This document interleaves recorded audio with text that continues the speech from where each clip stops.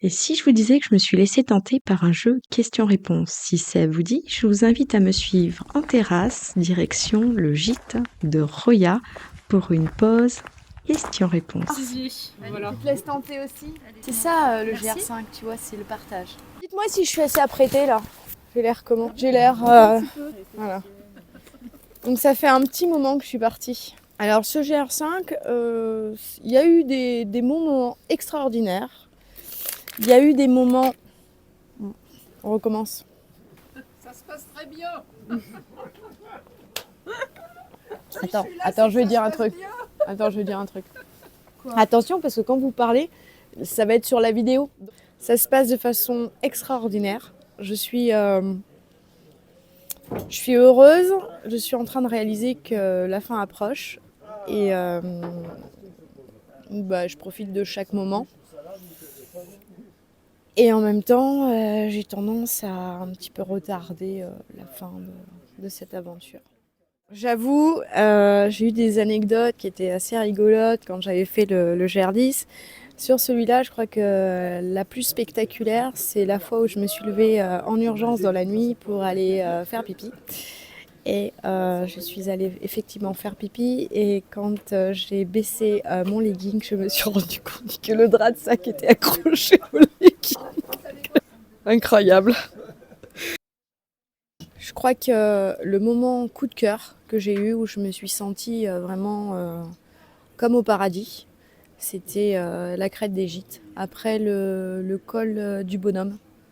C'est un moment intense aussi, parce que j'ai failli aussi glisser. Alors mon spot préféré, c'est quand j'étais dans la vallée étroite, et au bord de cette rivière, voilà, c'était génial. J'ai installé ma tente, et ensuite je me suis fait à manger, j'étais seule. La purée avec un filet de maquereau et à la moutarde. Tout mélangé ensemble. Un fruit.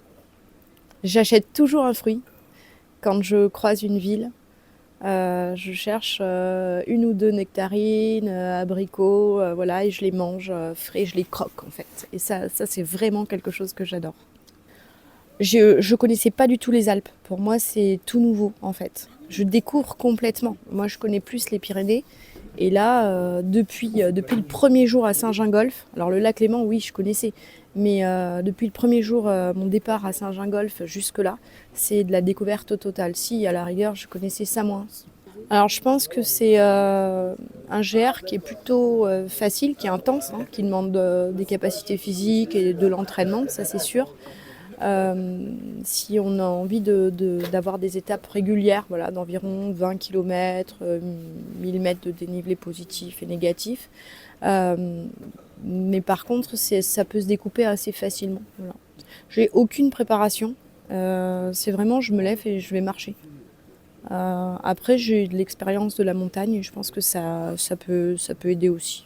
Alors, pour quelqu'un qui voudrait se lancer sur une randonnée longue distance, je dirais la motivation. C'est pour moi ce qui est le plus important. C'est d'abord être très motivé, être passionné aussi par l'envie d'être dans une aventure à l'extérieur, dans la nature, le dépassement, etc. Puis la nature, aimer la nature, la marche. Je pense qu'on est prêt quand on arrive à trouver une organisation possible. Et je crois qu'il n'y a pas de prérequis. Je pense que tout peut s'adapter en fonction de sa forme et de ses capacités. C'est-à-dire qu'une personne peut tout à fait faire des étapes beaucoup plus petites. Alors moi, je suis partie avec un sac de 6,7 kg, hors nourriture et hors alimentation. Et ensuite, vêtements, j'ai un pantalon convertible, short, voilà, pantalon, avec deux t-shirts, un manche courte, un manche longue, une doudoune que j'ai là, une veste. Pour moi, le sac idéal, c'est le sac qui sera le plus léger possible, qui va se composer du matériel dans lequel j'ai investi. Il n'y a pas de différence entre partir, pour moi, un sac pour 3 jours et un sac pour 15 jours ou plus. Pour moi, c'est le même fond de sac. Après, c'est une question de choix du matériel et puis de lâcher aussi, j'ai envie de dire, quelques accroches et ces peurs de manquer, quoi, de manquer de vêtements, de manquer de nourriture, voilà. Un truc en plus, des épingles à nourrice.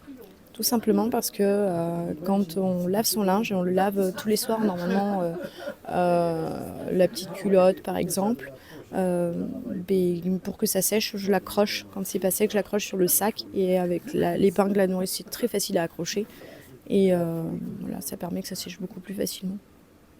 Je ne sais pas. Tu ne sais pas de quoi comment sera fait. Non, mais je sais que je fais finir samedi et je sais que demain je vais à Roure.